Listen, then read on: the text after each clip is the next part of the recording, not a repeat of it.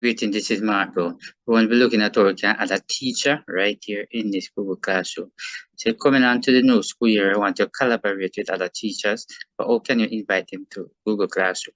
The first thing that you want to do is come right here, say people, right here, let's go, come to people. All right, if you notice right up, it's a teacher, the down here says student. You want to come right here, you see the head and the plus, let's say invite teachers, you're going to click. And this is exactly what appear up here. Right, so here you give me the chance to put in the teacher email address. I'm going to click. Right, I'm going to click right here. Notice I can add more than one, and come right here and click invite. So this is how we actually invite teacher right here. Notice right here show that you actually invite the teacher. So what the teacher will do is accept it on their side, and then it will come up right just like this.